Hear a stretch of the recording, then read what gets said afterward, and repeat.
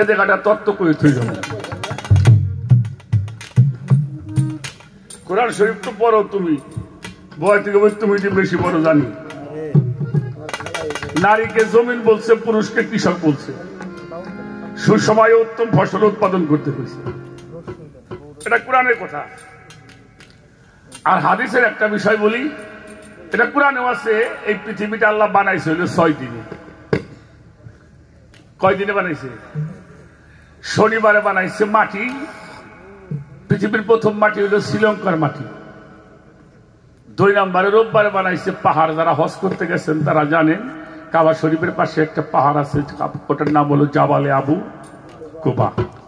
এটা হলো পৃথিবীর প্রথম পাহাড়। সোমবারে তৈরি হয়েছে গাছপালা। মঙ্গলবারে আল্লাহ বানাইছে নাপাক পদার্থ। বুধবারে সৃষ্টি করেছেন ইলান নূর।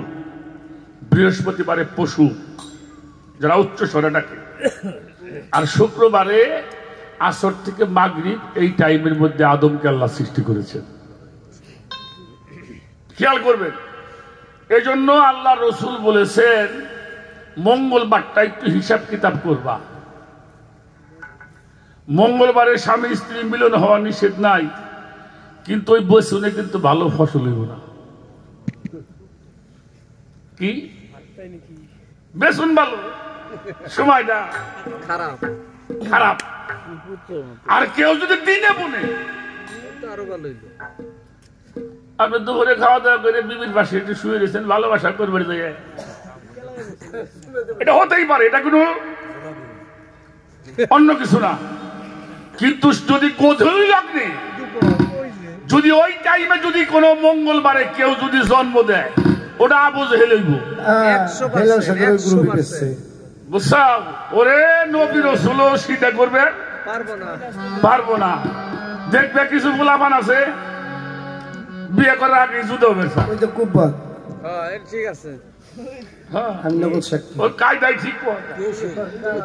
বিয়ে করে বাড়ি আনছে আর গলা ধরে কয় না তোমার বাড়ি 15-16 জন মানুষ এত বেশি ভাত খান্দা যায়। আমার ভাই থাই টালি, আমরা দুজন যুদ্ধ হয়ে গেলে স্বভাব থাকতো না। পরের দিনই সাওয়াল ফালতে কয় না, মনে করবো এটা মঙ্গলবারের বাতাস লাগছে। এই যে মঙ্গলবারে জন্ম যেগুলি, এগুলি সহজে কথা হল না। যদি বিকাই হয় ওই মাটি মেলা, ওই সময় যদি হয় তাহলে 14টা নবী এসে ওরে জাত করবে পারবো না। এই জন্য সৃষ্টি দিবা, বিয়ে করার আগে পীর ধরবা। পীর ধরে সৃষ্টি কোন সময় দিলে ভালো ফসল পাবা, এটা আজিমউদ্দিন চাঁদের কাছে যাইনি। এরা হলো ব্লক সুপারভাইজার, জমি চাষ করেন না। আমাকে কৃষিবিদরা হিসেবে ব্লক সুপারভাইজার দিয়ে নির্দেশনা দেয় কোন সময় কোন ফসল বোনা লাগে। আর পীর হলো এই দেহ আবাদ করার জন্য ব্লক সুপারভাইজার। আমি আর অধিক কথা না বললাম, অনেক কথা ছিল, অনেক কথা বলা হলো, ভালো লাগছে। যদিও আর একবার আসছিলাম, তার চেয়ে বেশি ভালো যেন কেন লাগছে, কেন যেন বেশি ভালো। পরিশেষে একটি কথা বলে যায়, কথাটা খেয়াল করে শুনবে। আমাদের গান শোনেন, আবার ওয়াজও শোনেন, যাইতেই হয়। তখনই কিন্তু মানুষ বিভ্রান্তির মধ্যে পড়ে যায়, ঠিক না বাবা? অনেক সময় তাই হয়। দেখেন, আমাদের 4টে মাযহাব, তাই না দয়াল? হানাফি মাযহাব ইমাম আবু হানিফা রাহমাতুল্লাহি আলাইহি, শাফি মাযহাব ইমাম শাফি সাহেব থেকে, ইমাম আহমদ হাম্বলি মাযহাব, মুয়াত্তা ইমাম মালিক রাহমাতুল্লাহি আলাইহি, যার থেকে মালাকি মাযহাব। এই 4 জন মানুষের মধ্যে একটা লোক মাথা নাড়াবে না, যার যার গুরু ধ্যানে থাকবে। একজন মানুষ 10টা বছর কাবা ঘরে ইমামতি করছে, তিনি হলো মুয়াত্তা ইমাম মালিক রাহমাতুল্লাহ আলাইহি। বাবাজি বাতনি কথাটা বাদ রাখেন, জাহিরি জগতে এই পৃথিবীর মধ্যে যিনি কাবা ঘরের ইমাম তার সাথে সম্মানী কোনো মানুষ আছে বাজার আছে? আপনি দেশের রাষ্ট্রনেতা, আপনি চাইলেই তার সঙ্গে সাক্ষাৎ করতে পারবেন না। যিনি কাবা ঘরের ইমাম, এখন তো ওই যে আব্দুর রহমান সুদাইস কাবা ঘরের ইমাম, উনি কোন জায়গা দিয়ে আসছে তাই তো মানুষ জানে। যার সাথে মুসাফা করার জন্য কত প্রেসিডেন্টরা দাঁড়ায় থাকি, দেখি একটু মুসাফা করতে পারে কিনা। তো মুয়াত্তা ইমাম মালিক 10 বছর কাবা ঘর ইমামতি করছে, কত দেশের রাজা বাদশার কত উপহার, কত সম্মান পেয়েছে। হঠাৎ করে মানুষটার একটা রোগ হয়ে গেল বাবা। রোগ হইল কি? নিয়ত করা হয় কাবাতে শরীফাতে, নিয়ত করে কাবা, কিন্তু মনটা চলে যায় সোনার মদিনায়।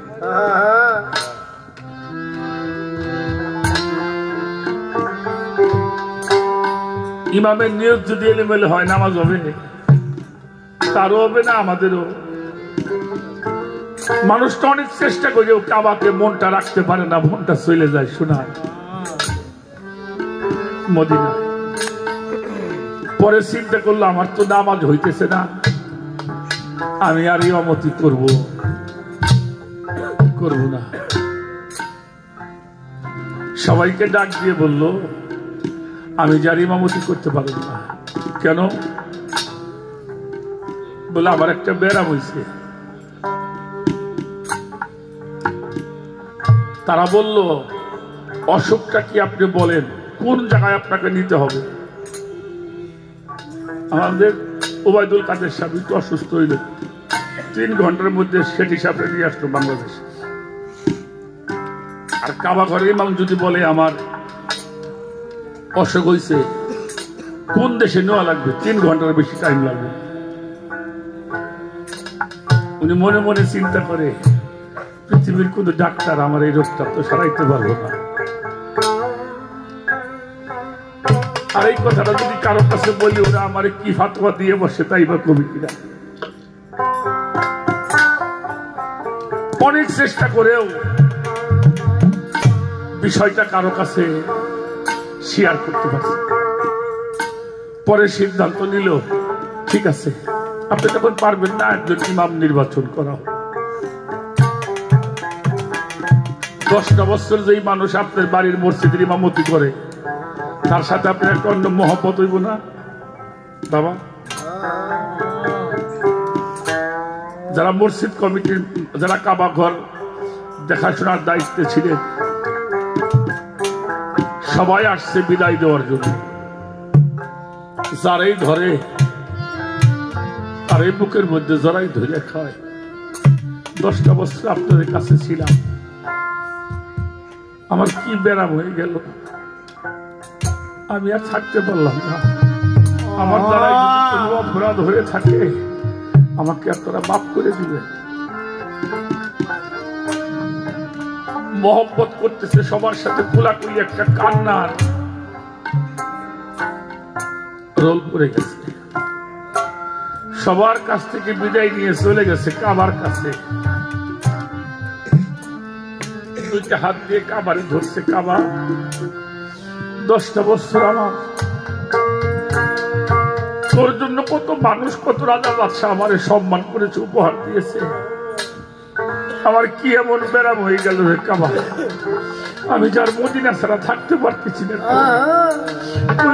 আমি যদি কোনো অন্যায় করে থাকি তুই আমার মাফ করে দিস।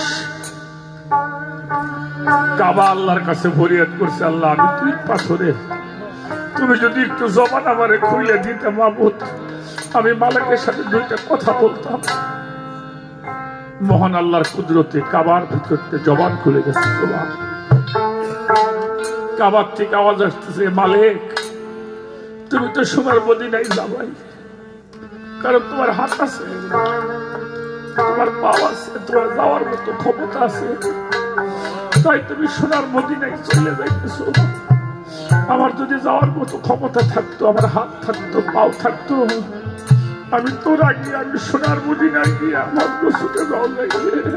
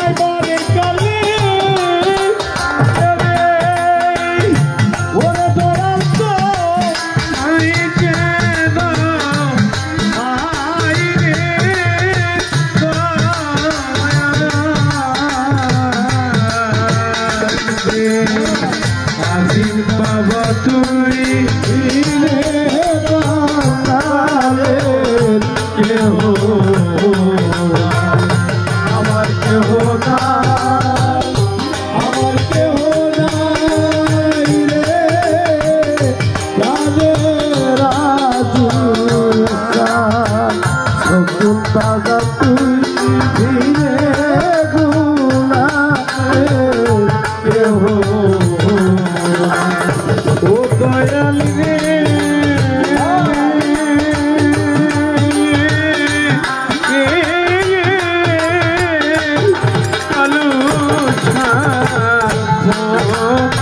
ইরে বলে দি ঘর বাড়ি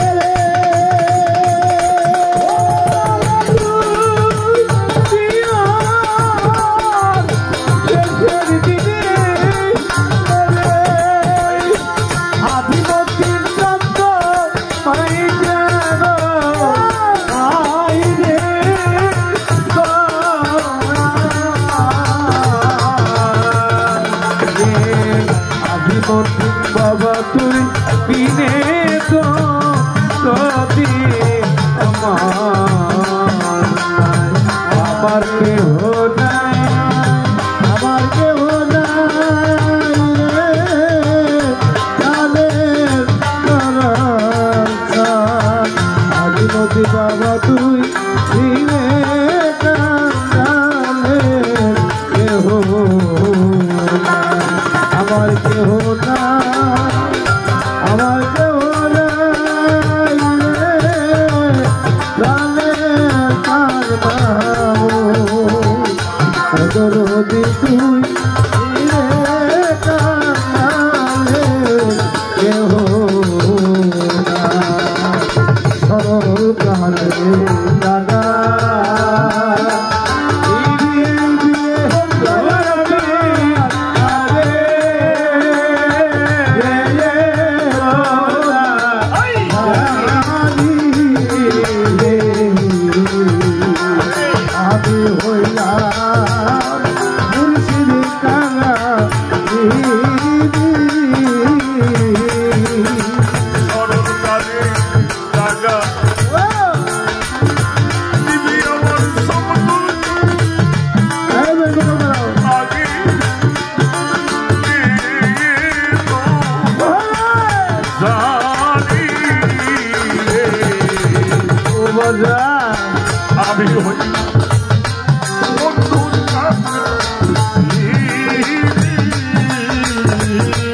সরল নামে দাদা দিবরে জান মাহবুব আগে সোনা জানি রে আমি হইলাম মুর্শিদ কাঙা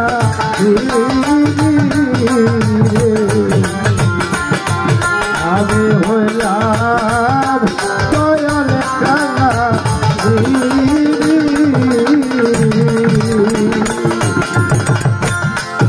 ব্যথা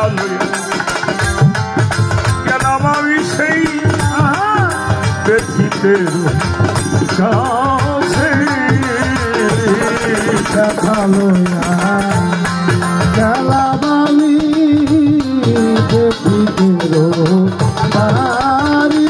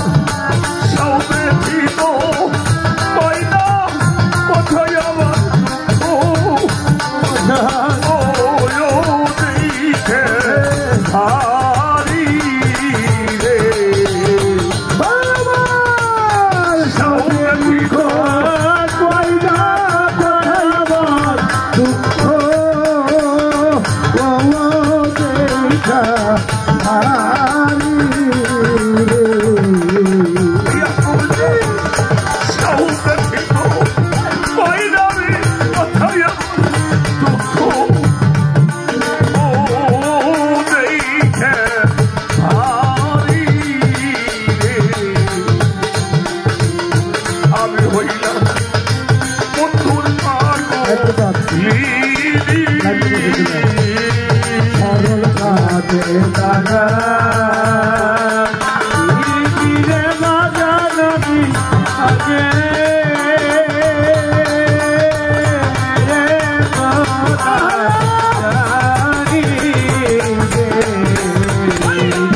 আমি হইলাম মোহাম্মদের কাকা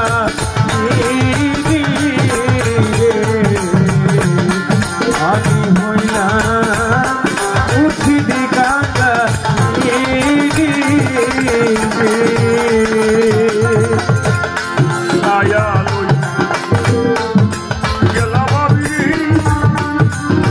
বৃক্ষ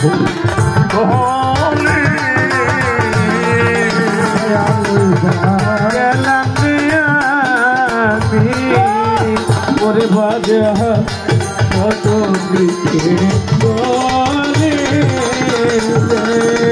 আমার আবিষ্কার গেলাম বদ্ধ বৃক্ষে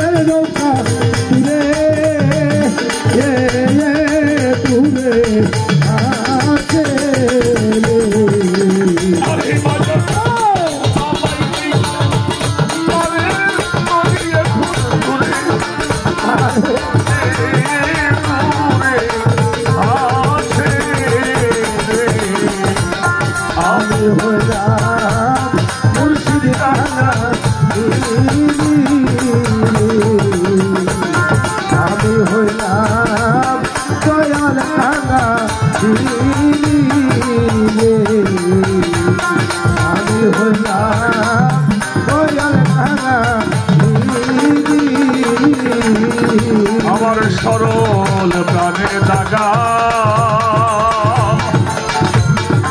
দিবি আমারই কবিতা ধরে আমি আগে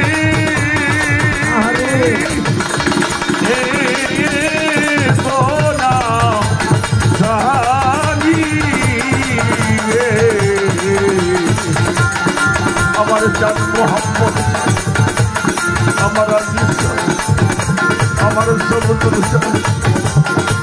আমি হইলাম আমার বন্ধুর কাঙ্গা